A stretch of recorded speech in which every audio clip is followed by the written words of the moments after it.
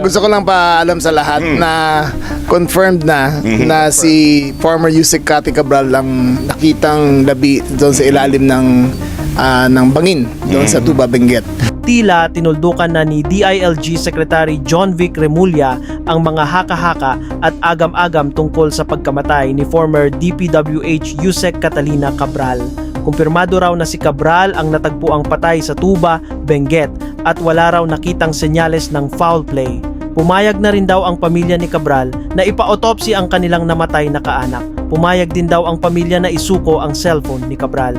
Siya ay isinagawa ng isang autopsy at DNA swab.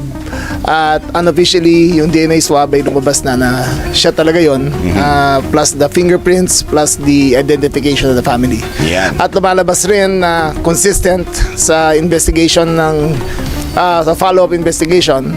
Number one, walang sa kotse, walang signs of struggle. Yun, oh. Walang blood stains. Number two, ang autopsy ay consistent with blunt force trauma from a high fall. A fall, oh. From a fall. Nakahulog. Number three, mag-isa talaga siya sa lugar na yon ng binaba ng driver. Walang witnesses. Walang witnesses, pero turns out nung umaga sinubukan niya na.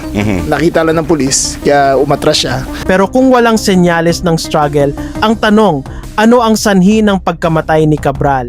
Ang ginamit na termino ni Remulla ay tumalon na nangangahulugang nag-suicide ang dating DPWH official.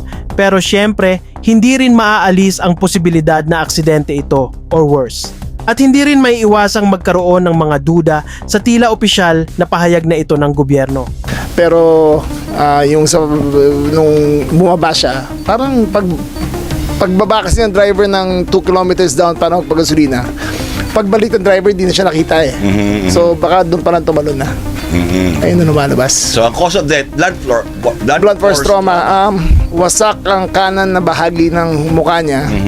Bali ang kamay, bali ang tuhod, at saka dito sa likod basag, at saka yung kanyang ribs ay nag-ribcage ay shattered towards the internal organs. So Medyo mataas talaga, mga 30 meters. 30 meters eh. 30 meters, sir. Tsaka pure rock. Pure rock ang binagsakan. 30 meters wala sa man mga ng tubig na 100. sumalo. Walang talon, walang puno, walang lupa, diretsong bato talaga. Bato talaga. So sana yung mga paborito nating trolls ay nakikinig ngayon.